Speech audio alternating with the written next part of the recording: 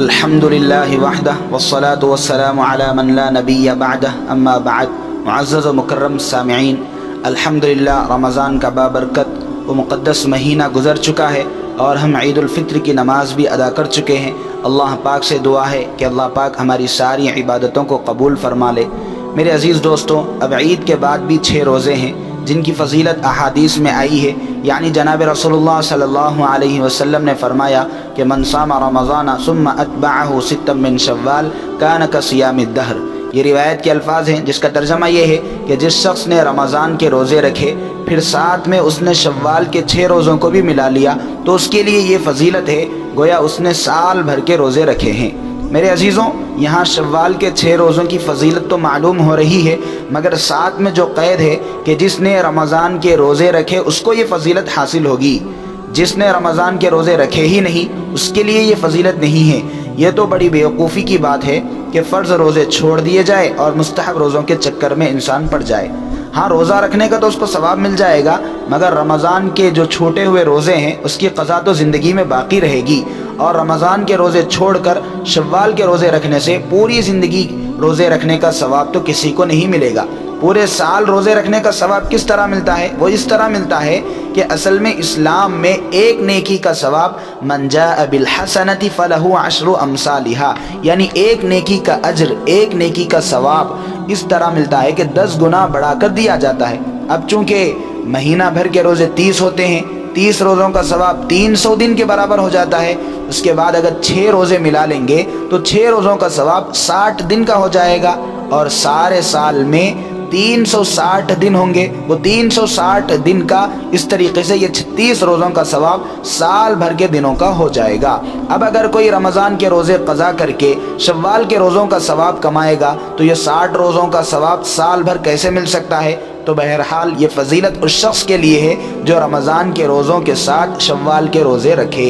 अब दूसरी बात ये है कि शव्वाल के रोज़े रखने का तरीक़ा क्या है? तो सबसे पहले ईद के दिन को छोड़ दें, क्योंकि ईद के दिन रोज़ा रखना जायज़ नहीं है। ईद के दिन के बाद शव्वाल का पूरा महीना जो 28-29 दिन हमारे पास बाकी हैं उनमें से जब जी चाहें, जब वक्त मिले आप ये 6 रोज़े रख सकते हैं। ये फ़जीलत आपको हासिल हो जाएगी।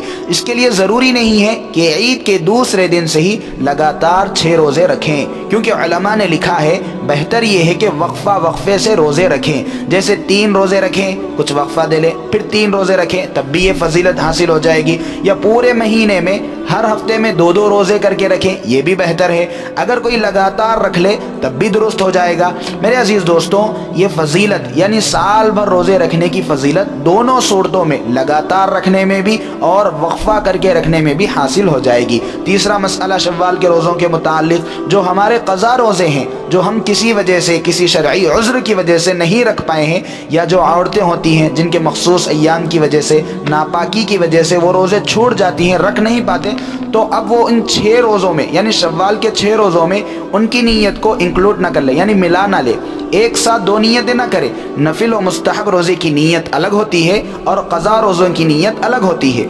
अगर कोई 2 नीयतें एक साथ भी कर लें तो क़ज़ा रोज़े ही अदा होंगे, शव्वाल के रोज़े अदा नहीं होंगे।